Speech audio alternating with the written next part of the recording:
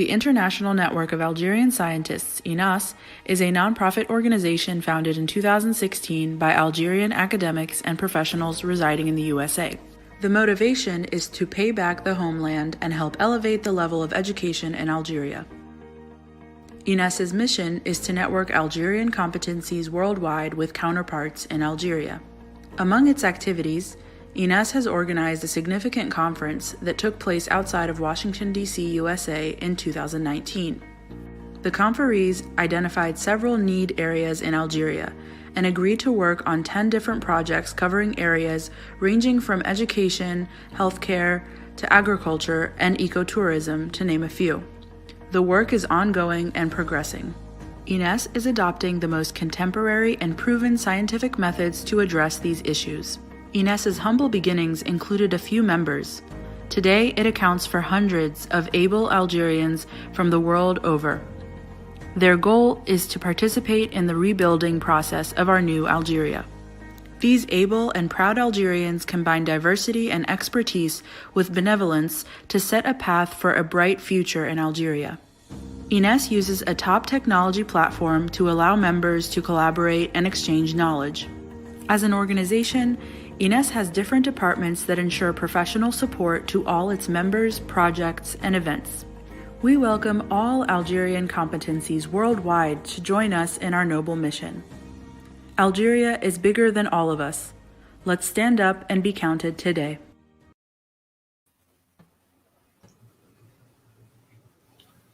Hello, Assalamu alaikum. Welcome to this webinar in the series of GeoSciences. So as always, welcome to the audience and welcome to the invitees. Today, our webinar will be about the earthquake warning system in Japan, presented by our host, Professor and the Dr. Masumi Yamada. Welcome. And as always, we have Mohammed Amrouche in hosting and organizing the event. So I welcome you. Before starting, I would remember for the audience that the questions can be in English, Arabic, or French, but the presentation will be in English. So we will do the translation of the questions, no problem. And I will now let Mohammed continue the presentation. Thank you very much, Amin. Good morning, everyone. Assalamu alaikum. Good afternoon if you're looking in a different part of the world. This is Mohammed from Japan. Today, we are going to host our 7th webinar in the project Earthquake Hazard Mitigation, where we are trying to invite professors and experts in the earthquake field to deliver public keynote lectures, so that we can help to raise the seismic hazard awareness and how we can mitigate this risk. So in this presentation today, we are inviting Dr. Masumi Yamada. Thank you very much for accepting our invitation, Yamada-sensei. Welcome. So Dr. Masumi Yamada graduated with a master's degree from the Graduate School of Engineering at the Kyoto University in Japan. Then she pursued a PhD degree in USA at the California Institute of Technology in 2007, where she worked on early warning for earthquakes with large rupture dimension. She is currently working as an assistant professor at the Disaster Prevention Research Institute of the Kyoto University, where she is mainly working on development of algorithms for earthquake early warning and their practical application. Dr. Masumi Yamada also had been granted several awards in Japan for her research, including Best Paper Award as well as the Young Scientist Prizes. So today, Professor Masumi Yamada is going to share with us her expertise on the earthquake early warning system in Japan, the secret behind it, how the algorithm works, and hopefully we can learn how we can implement this in our country. So Yamada-sensei, thank you very much, and please, we can start. Okay. Thank you very much for a good interaction. Bonjour à tous, je m'appelle Masumi, je suis scientifique au Japon. Aujourd'hui, je vais parler du système d'alerte sismique. So, in Japan, earthquake is really important disaster. And as you know, 2011, we have a very, very large earthquake called Tohoku earthquake, and 20 million people killed.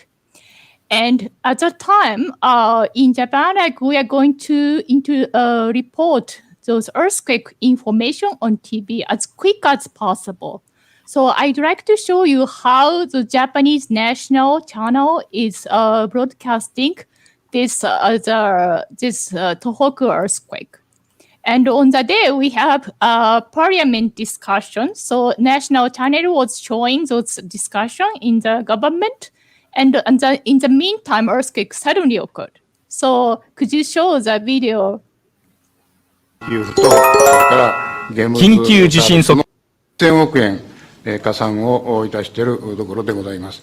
このような対応を講じまして、現金給付と、それから緊急地震速報です。強い揺れに警戒してください。緊急地震速報です。強い揺れに警戒してください。現物給付のバランスに努めているところで。緊急地震速報です。So suddenly pop up. 次の地域では強い揺れに警戒してください。宮城県、岩手県、福島県、秋田県、山形県です。揺れが来るまではわずかな時間しかありません。怪我をしないように自分の身の安全を守ってください。倒れやすい家具などからは離れてください。また上から落ちてくるものに気をつけてください。緊急地震速報が出ました。宮城県、岩手県、福島県、秋田県、山形県です。So I just speed up. It's very long. 今この国会でも揺れを感じています。先ほど、国会の中の揺れがまだ続いています。揺れが始まってから10秒以上経過しました。次第に国会中継の途中ですが、地震災害関連の情報をお伝えします。今、東京のスタジオも揺れています。東京のスタジオも揺れています。緊急地震速報が出ました。宮城県、岩手県、福島県、秋田県、山形県に緊急地震速報です。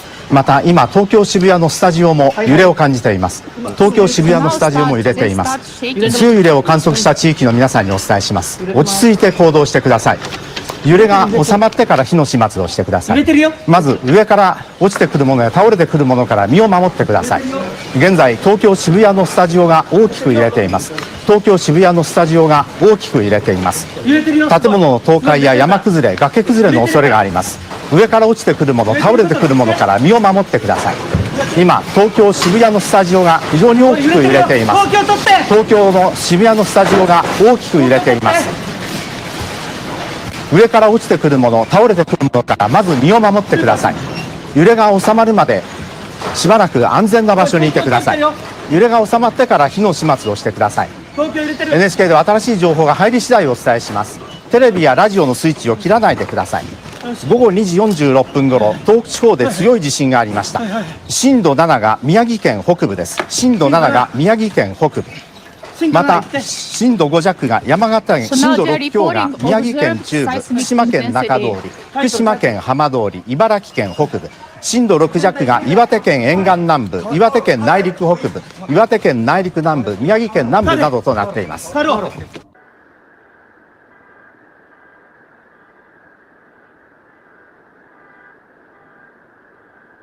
So after this, there is tsunami warning. So this is tsunami.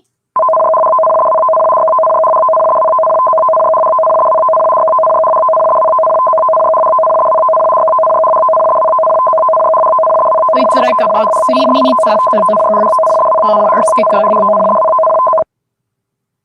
ているのは岩手県、宮城県、福島県です。海岸や川の河口付近には絶対に近づかないでください。次に津波警報が出ている沿岸です。北海道太平洋沿岸です。今津波警報が出ているのは北海道太平洋沿岸中部、青森県太平洋沿岸。Okay, so this is how we reported this earthquake. So I'm going to back to the slides. Do you see the slides? Okay. Yeah, I shared your screen. Okay, good. So let me summarize how we reported this Tohoku earthquake. So after earthquake occurred, because this is offshore earthquake is in the sea, so it takes a while so that coastal seismic station detect P wave. So it's about 20 seconds to detect the first P wave at the seismometers. And then Japan Meteorological Agency processed those data and they recognize, oh, this is a really large earthquake. It's about 8 seconds after the first P wave detection. So JMA properly issued earthquake early warning entire country. And after 3 minutes after the earthquake, observed seismic intensity was reported. So this is not early warning. This is like a real actual report of the strong shaking. But this is very important, like where is the large shaking and how not to use emergency response. And 3.5 minutes later, tsunami warning was provided by TP. So in terms of warning, like earthquake early warning and tsunami warning was properly provided. So the left figure is showing the warning time of the strong shaking. And you see the very small number here. So inside this big circle, there is no warning before the strong shaking, S-wave arrival. But maybe the closest place to the coastal place, this place, it's about 10 seconds after the warning was provided before the S-wave arrival. But big city like Sendai, it's about like 30 seconds. They have warning time. It's very small amount of time, but like warning itself is properly provided. And the tsunami warning, it's tsunami because tsunami takes much slower. It travels much slower. So you have about 30 minutes before the big tsunami arrival. And you know the accident of nuclear power plant after the Tohoku earthquake, and the plant about it they have about 1 hour before the tsunami arrival. So the warning itself was properly provided. So I would like to explain how much earthquake we have in Japan. So this is a global seismic catalog. And I'm just zooming up Algeria and Japan. And Japan Island is here, but it's totally it's covered by a bunch of earthquakes, so you don't see the island, shape of islands. So you see how many earthquakes in Japan. And Algeria, like seismicity is compared to Japan, like seismicity is low. But in Algeria, they have a large earthquake in the northern coastal region. They have earthquakes here. So you see like how important to prepare for big earthquake in Japan. So we have lots of preparation for strong big earthquake, and we developed our earthquake early warning system. And I would like to introduce what is the important component to provide earthquake early warning. And I'm going to show 3 important key points to provide earthquake early warning. So the most important thing is earthquake data. Without data, we cannot do anything. So seismic data, seismometer, is really important to provide earthquake early warning. So for this purpose, Japan is pretty good because we have a pretty small country and it's government installed like seismic stations entire country. And we are using this close to 2,000 seismic stations developed by NID and the Japan Meteorological Agency, 2 different organizations. But those stations are used for earthquake early warning. So you can see it's pretty much everywhere in the country. And the important thing is it's homogeneous. So it's dense pretty much everywhere in the same density. And also you can see even ocean bottom seismometers, you could look at that. So because these are important to detect offshore earthquakes as quick as possible. And here is ocean bottom seismometers. So network itself is very well prepared in Japan. So the second important component to provide earthquake early warning is the information technology. We need to send the data as quick as possible. So those technology is really important to provide prompt warning.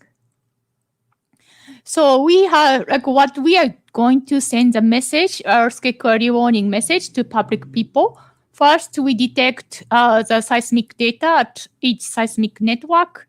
And then the sensor keeps sending the data to Japan Meteorological Agency, the central server of Japan Meteorological Agency. This is like almost every seconds. And GMA is computing those, the sensors processing those data. And once they determine, oh, this is very large earthquake, GMA is going to send it to TV or radio or a cell phone or town speaker, second provider, or company directly to the company who is controlling running trains or some important factories. So these processing should be really quick, because like ideally we want to provide warning message before the strong shaking S-wave arrival. So in Japan, like this data transmission is takes less than 1 second. So this, the quick data transmission is very important.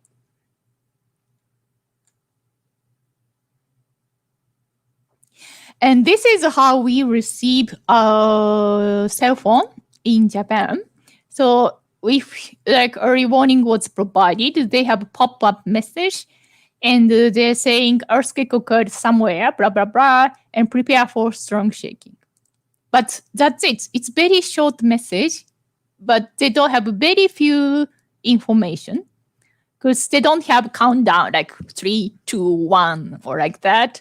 It's only like earthquake occurred, prepare for strong shaking. It's a very, very short message because there is not so much times before the strong shaking. So you cannot do many things. So only duck and cover or something. And another important thing is we have same ringtone for all the cell phone. And I'm gonna play that ringtone. I hope you can hear that. This sound. V. So this is a ringtone for earthquake early warning. It's only for earthquake early warning. And it's unique for all the cell phone. It's same identical for all the cell phone. So once, like if you are in the train, like if earthquake early warning was provided, all the cell phone in the train start synchronizing to ring this same ringtone. So people really quickly recognized, oh, that is a large earthquake, very close to this place. Because early warning is provided only for the area which expect very strong shaking. So it's not for entire country. Even early warning was provided. It's only for the area which expect very strong shaking. So whenever you receive this ringtone, like people easily recognized, oh, we're gonna start shaking very soon, or it's already start shaking. Okay. So for like after the like big earthquake, JMA have some questions to public people. How did you receive the early warning? So many people received this warning message by cell phone. Of course, because you are always with your cell phone, so it's a main media to receive this warning message. And some people watching TV, so they're on TV. They have an automatic pop up alarm, like as I showed on the video. So people that. The TV also has their special ringtone that is also like identical for entire like TV, and so when you hear that sound, you can easily recognize, wow, this is earthquake. So that is how we provide on TV. And some people receive radio, town speaker, or like some device or other things, but it's only very few. So major media to transmit this warning message is cell phone. So that is the most important thing. Okay, so to provide earthquake warning, the third important component is the knowledge of earthquake, the seismology earthquake, because you have to tell, like, oh, this is either big earthquake or small earthquake. We don't have to provide any warning message. So this is really tricky. It's very difficult to tell this from the seismic data whether this is going to be large earthquake or small earthquake. So this is the waveform from small earthquake to large earthquake. So amplitude was normalized, so please just don't look at the amplitude. So from here, like you can see what's the difference between large earthquake and small earthquake. Okay, small earthquake, the shaking duration is pretty short, whereas big earthquake, it looks like it's going to continue like a long time. So first, duration is one key point to classify small earthquake and large earthquake. And also, period of the waveform, you see the small earthquake, it's like up and down, very short time, just very short time, up and down. Whereas large earthquake, down, up, in the very long duration. So that period of the waveform is some point to classify small earthquake and large earthquake. But the difficulty is we have to do it very quickly to provide warning as quick as possible. So if you look at the first 3 seconds of the waveform, okay, the smallest one and big one, okay, it looks different. But it's very hard to tell whether it's magnitude 6 or 7 or 8 because they look almost the same at the first 3 seconds.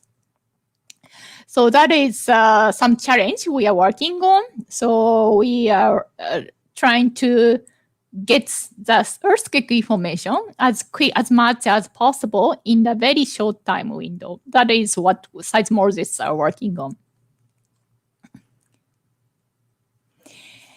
And to provide earthquake early warning, which criteria we should use to public people? So I don't know your background. I'm not sure like you know this terminology, like this technical term. So, but in earthquake, we have 2 scale. Like one is magnitude, which is the size of the earthquake itself. Like for example, Tohoku earthquake is very large earthquake, and there are minor earthquakes, small earthquake almost every day in Japan. And the second criteria for is shaking intensity. So for Tohoku earthquake, if you are in Tohoku, you have very large shaking intensity. But if you are very, very far away, like Hokkaido or some small islands very far away from Tohoku, shaking intensity is really small. So magnitude is the same. Tohoku earthquake is only 1 magnitude. But shaking intensity, depending on where you are, shaking intensity will be different. So which one you should use as a threshold for earthquake early warning? So in Japan, we are using shaking intensity because we want to provide earthquake early warning only for the people who will expect very large shaking. So I don't know which intensity scale you are using, but most of the world, people are using Mercalli intensity scale. But in Japan, we are totally different from rest of the world. We always call, in the Galapagos Island.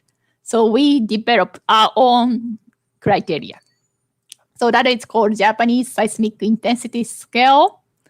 So it's totally different from the rest of the world. But in Japan, everyone understands this seismic intensity. So it's very important to use this unique intensity scale. So they have 10 different categories, scale categories from 0 to 7. And 5 has 5 minus 5 plus, and 6 is 6 minus 6 plus.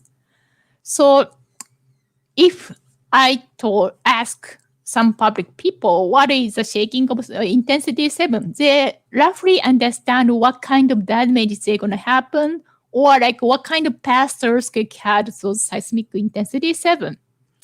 So it's very important because everybody, public people, have some common knowledge for this earthquake shaking intensity. So in Japan, the early warning was provided to public people if we expect the shaking intensity larger or 5 minus or larger. So this red category. So once we expect this shaking intensity, we provide the early warning to public people. Because you don't want to receive the small earthquake or really minor shaking, because we have so many earthquakes every day. So, let's ignore a small earthquake. Only for the big earthquake, we give the warning to public people. Okay, so we started this early warning system about 2007, 15 years ago or something. But after that, we have lots of, warning was provided. But sometimes most of the time it was good. But sometimes we made a very big problem, like false alarm. So one of the biggest false alarm was 2013. The earthquake was occurred here, which is okay. So the earthquake itself is okay. But magnitude was totally overestimated. It was 2.3. But estimated at 7.8. So GMA provided warning to all the area of this area, red zone, because it's magnitude 7.8. So, but actually the warning, it's all really small shaking in this little region. So why that happened?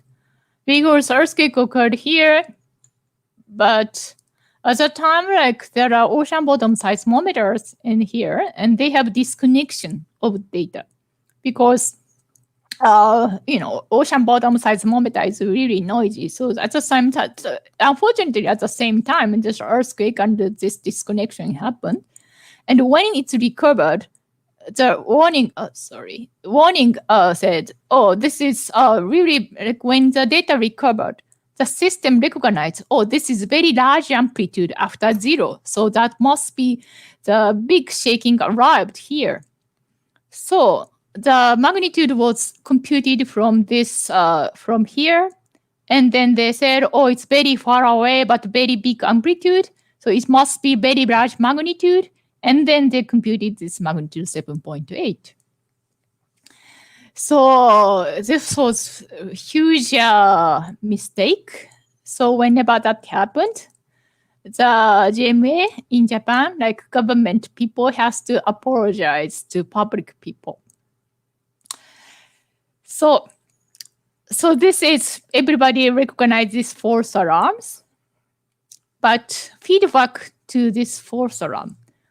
Japanese people are very patient, so only 3% of people upset.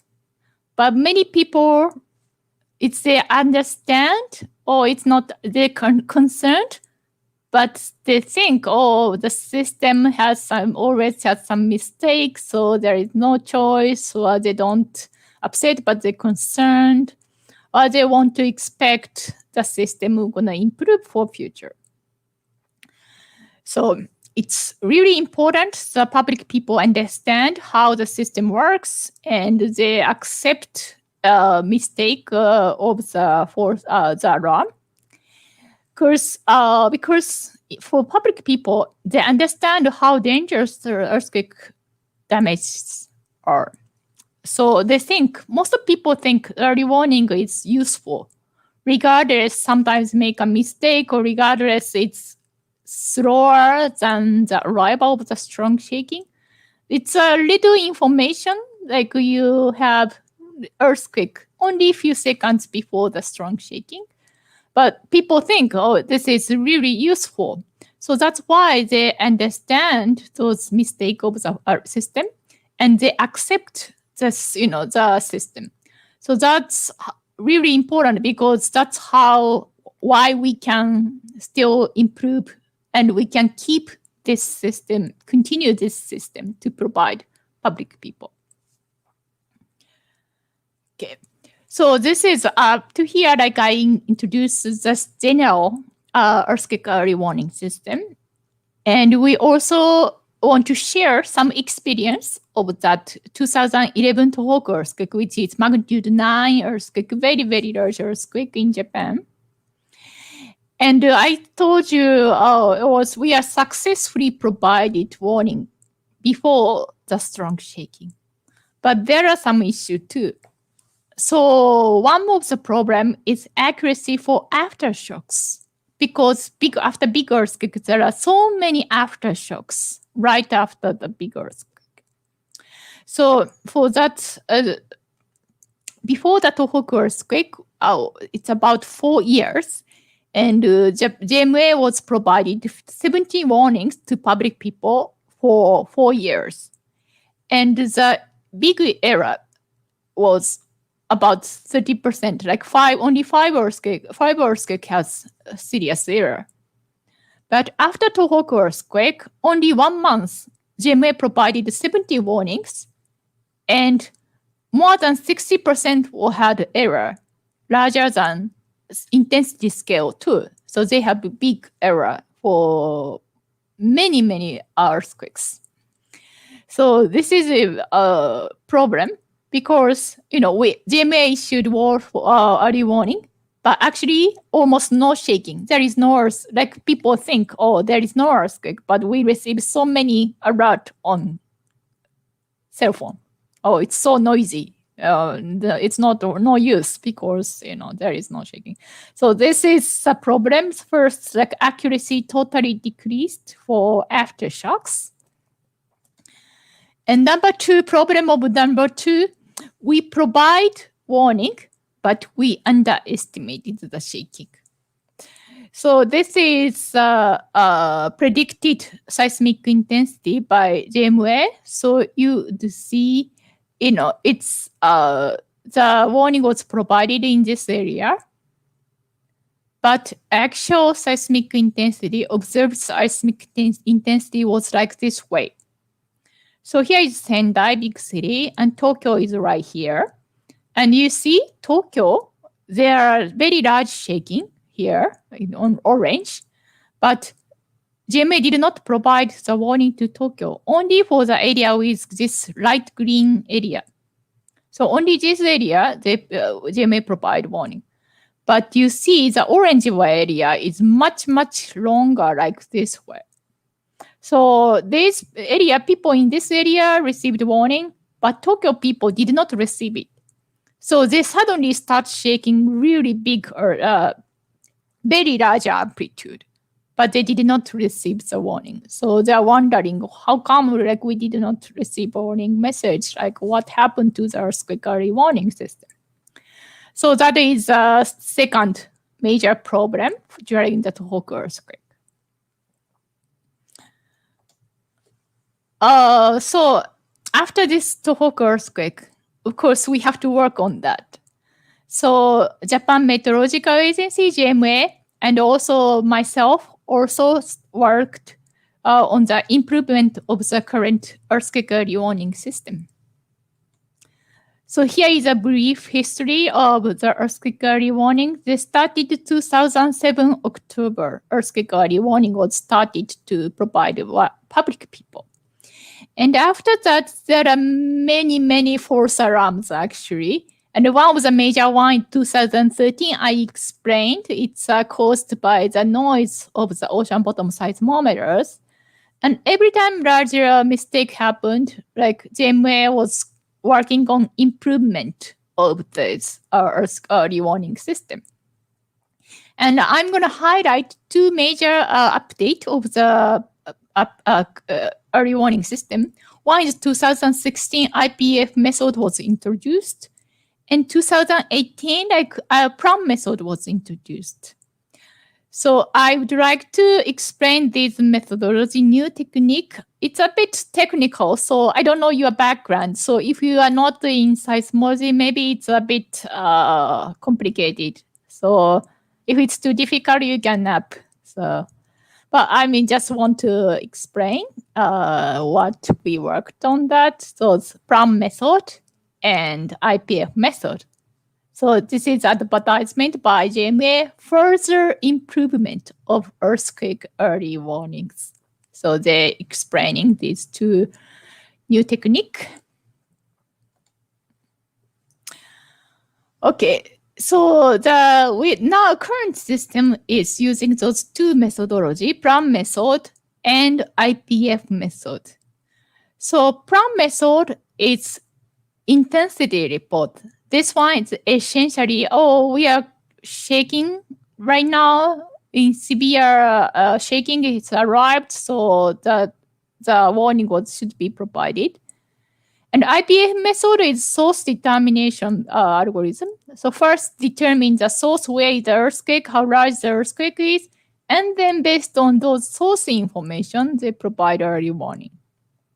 So right now, the current system is taking the bigger amplitude, bigger intensity of those two methods.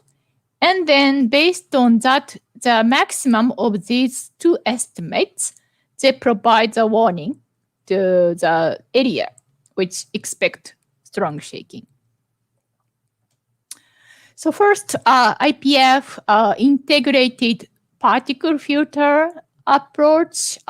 This is, I also worked on the development of this algorithm.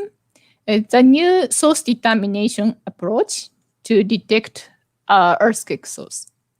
So IPF method, we have many seismometers in entire country. IPF method uses the seismic station, which is close to the source or epicenter, source of the earthquake. And once those seismic station receives P-wave arrival, and they compute where the earthquake and how large the earthquake is. So based on that location and magnitude, we can estimate the shaking intensity for entire country. So once that expected shaking intensity exceeds the threshold, we provide warning to public people. So this is very similar to the conventional approach. Like the determination of the source is a main approach even before the Tohoku earthquake. Okay, so but before the Tohoku earthquake, they are using grid search. So in each grid, they are computing the observed P-wave arrival time and also estimated P-wave arrival time depending on the distance from the point to the seismic station. And then they try to find which grid is minimizing this error between observation and estimation, and we determine the location. But there happened the problem for the aftershock of Tohoku earthquake because the seismicity is so high. There are so many earthquakes. Sometimes two earthquakes occurred at the same time. So in that case, conventional approach is using P-wave arrival time of triggered station. In that case, okay, let's assume there are two earthquakes a bit far away, but they use only triggered information of this station. And it's hard to tell this is big earthquake in entire area or little earthquake of these two little earthquakes in this area and this area. So that is why the previous approach that they caused so many problems for aftershock of Tohoku earthquake. But new approach, we decided to use all the information, even the P-wave is not arrived, even the station is not triggered, we use that information to detect an earthquake. So in that case, these stations have very little amplitude and almost no amplitude and no P-wave arrival. So that means it's impossible to have a very large earthquake in entire area. So it must be really small earthquake because there is no shaking in between.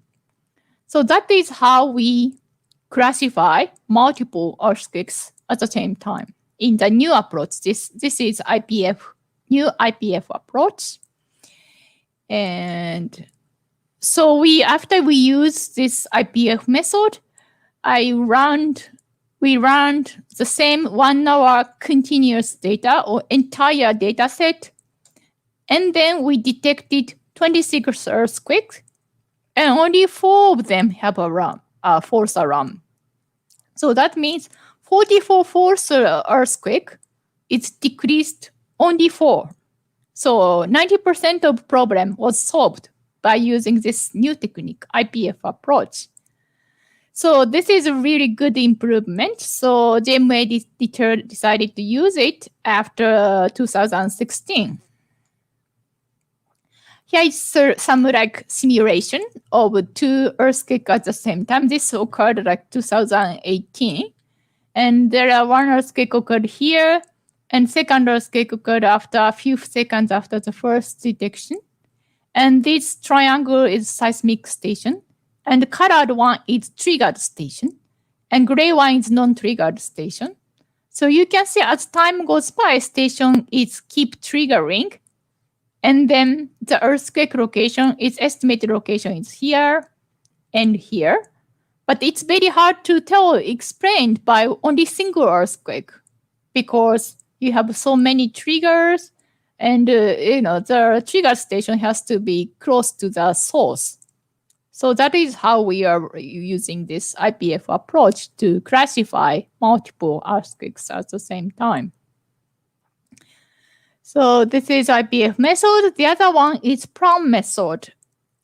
This is from detection approach of seismic waveforms.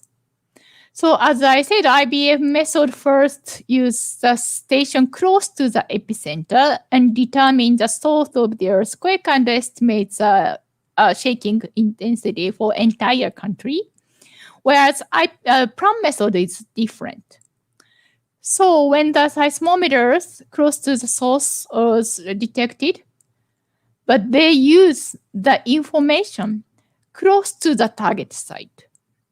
And then they estimate the shaking of the target site from the station close to the target site. So that means there is no source estimation. So when these station received P-wave, they don't compute the source. They only wait until the waveform arrived close to the site, and then they estimate, the strong shaking is really approaching.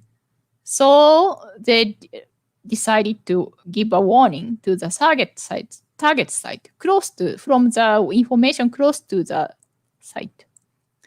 So that means IPF method uses the station close to the earthquake, so they have more warning time, but they are estimating very far away, like entire country. So some stations, some sites are really far away from the epicenter.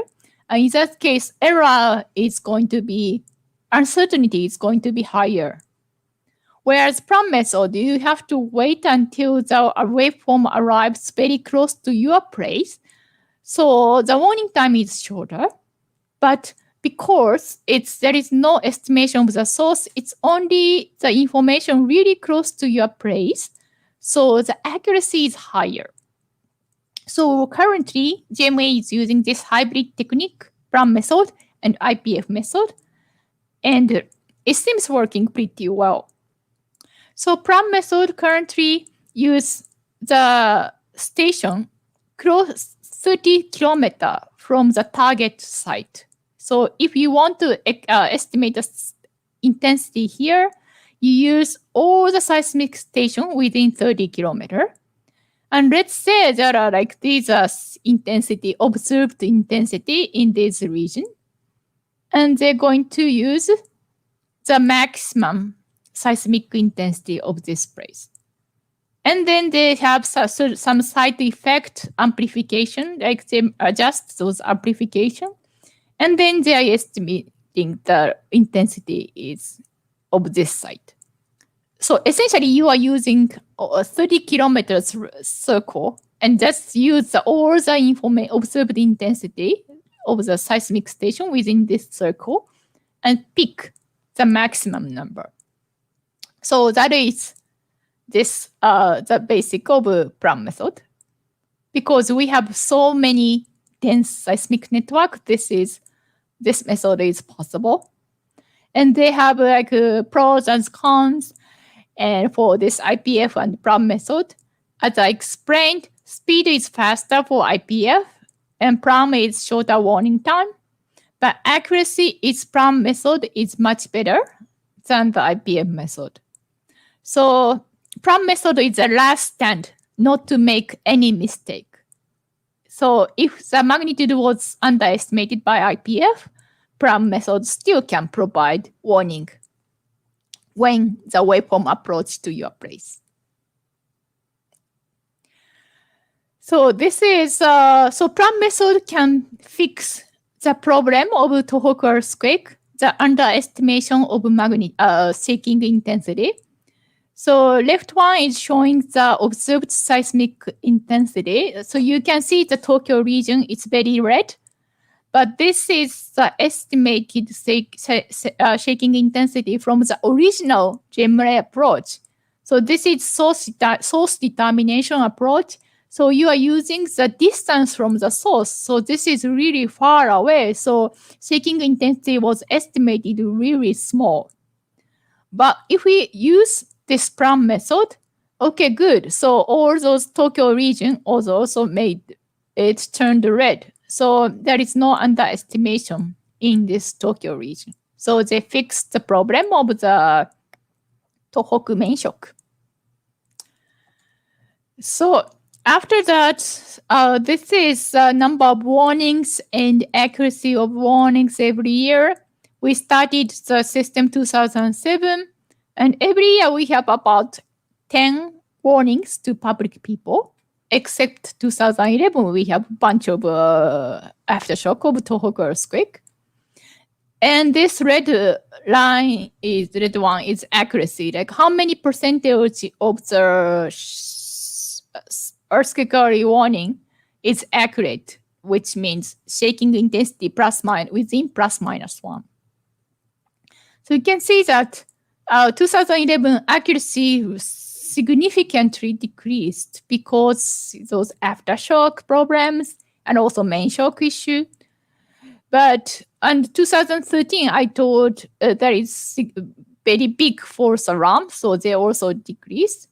But after that, it's improving. So now they have 90% of their early warning is within plus minus 1 in seismic intensity scale, which means really accurate. So the important thing is we need to keep working on the improvement because, new earthquake there are always some uncertainty for new earthquake and some unexpected things for new event. So the important thing is we need to keep working on the improvement of earthquake early warning system. And that's what we are working on. So here is a summary for today's talk. So first I introduced some general earthquake early warning system. So I talk about 3 major important things: data set, data transmission, and knowledge of seismology. And above all, the understanding of public people is very important. Because if they don't understand, if they don't accept mistake, the system cannot be continued. So the education of public people and understanding of the system is really important to provide earthquake early warning to public people. And we also have provided some lessons we learned from the 2011 Tohoku earthquake. We have 2 major significant issues. And Japan Meteorological Agency, JMA, and researchers worked on the improvement of the system. So now the accuracy is about 90% of the earthquake early warning system. So it's working pretty well currently, but we still, making effort to make the system much better. Okay, thank you very much. That's the end of the talk. Merci beaucoup. Thank you. Merci beaucoup, Yamada Sensei, for the very, very insightful presentation and very generous presentation. You take us from the experiencing the live video that remember as very bad souvenirs here in Japan in the 2011 earthquake, to the demystification of the technology and the different methods that you're working on to improve it. So thank you again very much for the presentation. As you concluded, as you said, it's very important to do groundwork on the community, and this is what we are trying to do through this webinars, try to spread the word and to spread the science so that people have more awareness about the earthquake, especially in this topic, the earthquake early warning system. So with that said, I will open the session for the Q&A session. We can receive your questions on the comment session. So please don't hesitate to ask your questions in Arabic, in French, or even in English if you want. So I will take the first question here from Rafiq Hamza. It's in Arabic, but I will try to translate. He said that Japan have the best technology for earthquakes, and he is currently working on improving these methods by introducing artificial intelligence. And there are many interesting results in this field. So maybe can you say a few words about the role of the artificial intelligence in the earthquake early warning warning system? Is there any work done on machine learning? Actually, machine learning is really popular, pretty much everywhere. And in Japan also, people are working on artificial AI to introducing AI to technology to earthquake early warning. So it's a very hot topic, and people are working on. But it's depends on how we're gonna use those technology to the earthquake early warning. So one of the major issue of early intelligent AI machine learning is if you don't have the new information in the data set, it's very hard to predict. For example, you have data set between magnitude 4 and 8. It's probably difficult to estimate magnitude 9 earthquake. So some unexpected event, it's machine learning is a bit not very good at the expecting new earthquake, which is not inside the data set. So that's the thing, I am a bit worried, directly, introducing to public people. Of course, the testing is really important. So of course, it's very good and challenging. But I'm not a bit conservative, directly use it to, the real system. But of course, for example, making catalog or picking detection, those are small parts of the warning component. Maybe AI do better job. So it's really depends on how you use those new technology to the system. Thank you very much for your answer. So we are having so many questions. Let me pick a few others from the chat here. Amin is asking, what kind of sensors are used for detecting and measuring the earthquake waves in Japan? We are using two major earthquake. One is accelerometers. It's a very good accelerometer. It's not like a MEMS sensor. It's a real with coil and expensive accelerometers, and plus the short period velocity sensor, and that is installed very deep borehole. So because on the surface it's pretty noisy, so those short period sensor is installed about 100 meters. They make borehole and they install it at the bottom of the borehole. So is that the answer? Is that okay? Yeah, I think it's quite explanatory. Thank you very much. I'll jump to the next question, and there was actually quite a debate here in the chat. So there was a question saying, what caused those false alarms to occur? Is it the signal pre-processing problem or instrumental problems? And some people are saying probably the sensor get affected by big Tohoku earthquake. Although they're saying I think it's of the data active tectonics. So there is actually a debate going on. Okay. What kind of causes is causing this kind of? Okay, yeah. Okay, so data is always noisy. So data has noise. So it's always fight with noise.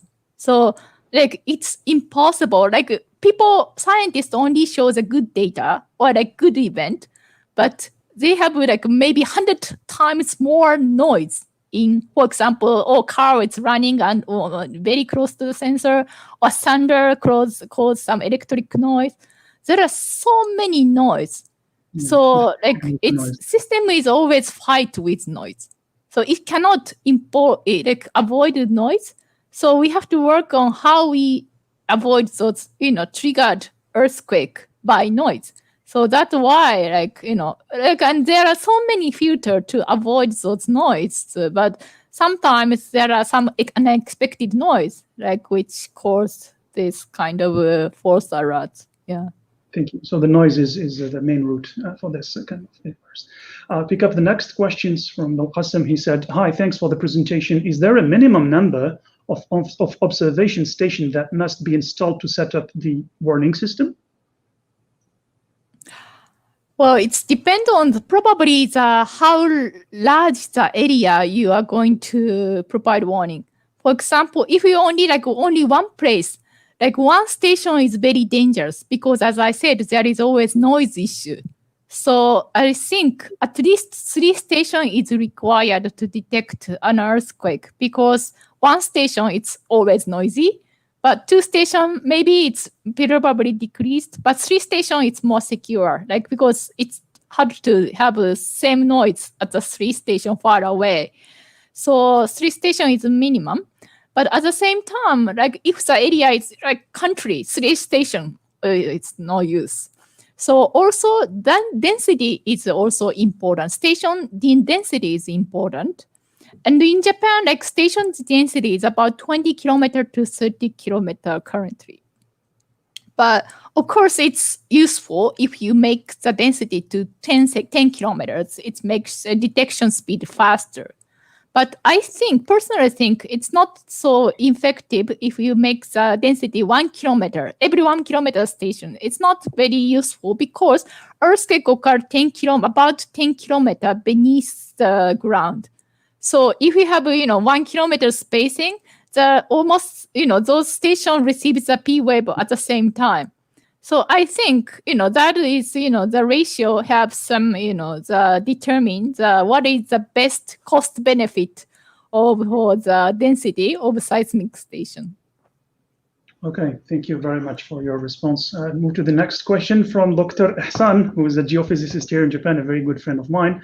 In case of Japan, probably the biggest concern is the tsunami following the earthquake, and the earthquake early warning system greatly helps to reduce the fatalities caused by the tsunami. My question is, how this system can help to reduce the damage in the land areas which are far away from the coasts? You mean tsunami, or this system is earthquake early warning? Or I understand it's caused by the tsunami, so probably it's about the tsunamis. How can tsunami? How this system reduce the damage of in the inland areas? Land areas, but tsunami was not to reach to the land area, right? It's only coastal region. So which are far away from coast, or you mean the inundation of the tsunami, or anyhow the tsunami warning is effective. So anyway, I tried to maybe Ihsan can make some other comments, and I will share it with you. Oh, okay. He said, I mean, if we develop this earthquake early warning system for dry countries like in Iran, how can we expect the performance? Okay. So if we accept the tsunami warning, how important?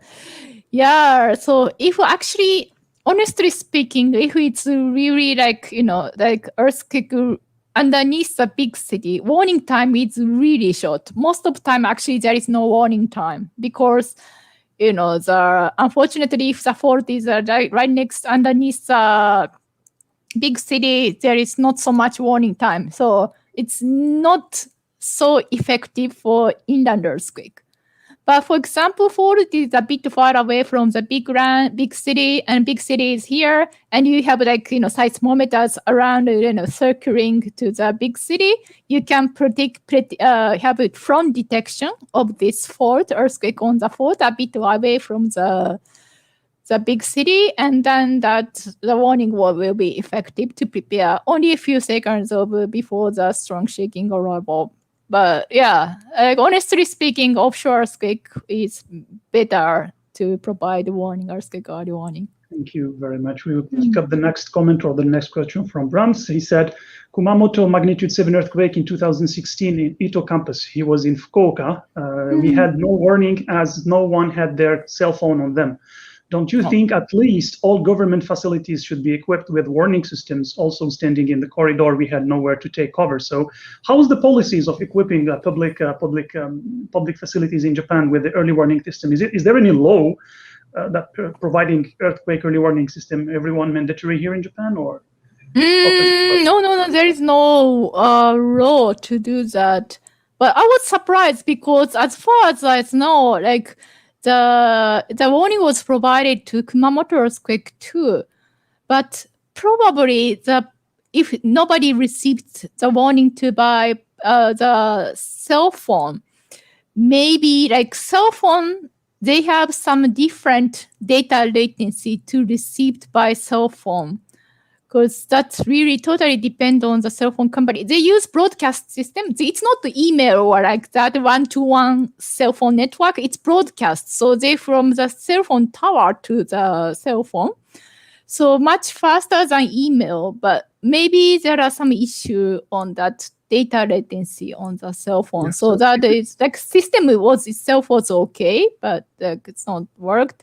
And there is no law to install the government. It's only for the private effort for each organization. So yeah, there is nothing. Yeah. So I just wanted to ask about the cell phones. Do the cell phones still do they alert if they are offline? For example, if there's no network?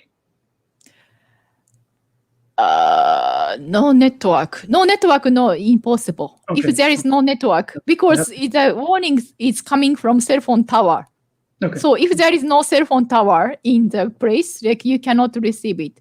Okay. But even you, for example, like you off the data, or you off the data, like you still can receive it. Or if you mute, they still ring. But if you turn off the battery, like you cannot receive it. Okay. As far as there is network, thank you very much. So personally, I had two questions to close this Q&A session. I think we are just a little bit running out of time. It should be okay. So the first one is, how about if, for example, let's say a city is very close to the epicenter? The P wave and the S wave arrivals will be simultaneous. So there is some kind of mute zone, surrounding the area. Yes. In the case of Algeria, for example, Algiers is very close to the coastline where we have many earthquakes. So probably if there is a big earthquake in Algeria, probably all the Algiers will be within the mute zone, I would say. Just like in Tokyo, for example, if there is a big Tokyo earthquake here, there is some area that will be muted. So how are you trying to solve this issue? Is there any way to still get an alert if the epicenter is very close to the city? It's really difficult. Like if I say ideal thing, if you pay much money or lots of money, oil money or whatever, like you install the sensor deep deep inside. Yeah.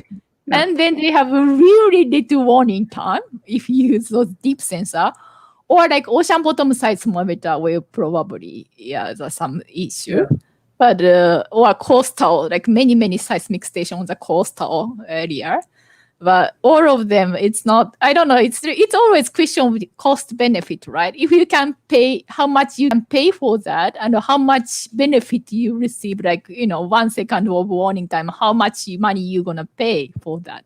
So it's really difficult, honestly. Thank you very much. And my last question is, I think you've already heard about the some projects overseas. They're trying to do some open earthquake early warning system They already started to implement that everywhere in the world, in Mexico City, in New Zealand, I think, even in Nepal. And they already started to, I think it just started and already started to see some results. So what do you think about such initiative? Do you think with the advancement of technology, we are having smaller sensors, cheaper sensors? Do you believe that it's feasible for countries like Algeria to implement such early warning system from this openness? I think it's really useful, especially like I think these years using the cell phone as a smartphone as a seismometer, it's very common. Like it's people are using that, and especially some country which do not have very good seismic network. So using those smartphone, it's gonna be some the secondary possibility to provide earthquake early warning. But cell phone, like they may take some batteries, or like it's much noisier, so you need multiple or many cell phones to once many cell phones detect those signal, you provide a warning. So those studies need to be carefully has to be done. But I think it's a great possibility, alternative possibility to provide earthquake early warning. Thank you very much. So yeah, with that said, I would maybe take this opportunity to try to invite people who are interested about this to start something with our association, and try to implement this kind of open source early warning system here in Algeria, back in Algeria. All right, so I think we're just running a little bit over time.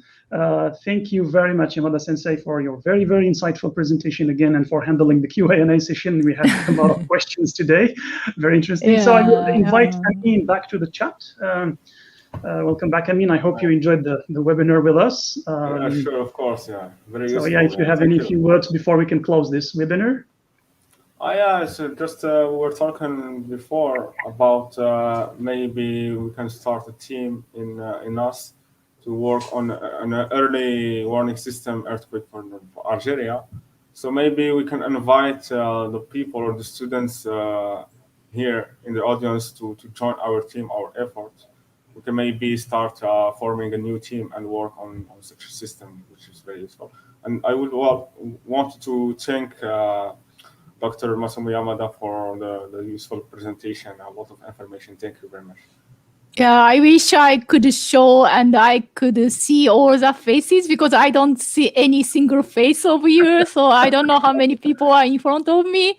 I wish I could visit Algeria. I never been to Algeria. Like all those, I miss all those opportunity to see all of you. So, but thank you very much for coming and just watch my face on the browser. Thank you very much. We're really looking forward to have you in Algeria in the future, hopefully in a seminar or in any scientific event. We will invite you to discuss this in person. So yeah, with that said, I would like to take this opportunity again to thank you very much for attending this webinar. This is our 7th webinar in the Earthquake Hazard Mitigation Project, where we are inviting we're organizing monthly webinars and inviting people on earthquake science all over the world. So next month, also, we will have another one from Algeria, this time talking about the building code in Algeria. And also tonight, I think you will have another event, right, in our page? Not tonight, tomorrow. Oh, sorry, with the jet lag. Yeah, we will have, I think, Dr. Belqasem Habba, who will talk about the 4th Industrial Revolution. So feel free to check our webpage in INAS and join the event. Okay, so with that said, I think we'd like to thank you guys all very much. Thank you again, and looking forward to see you next month in the next webinar. Thank you very much. Yeah, thank you.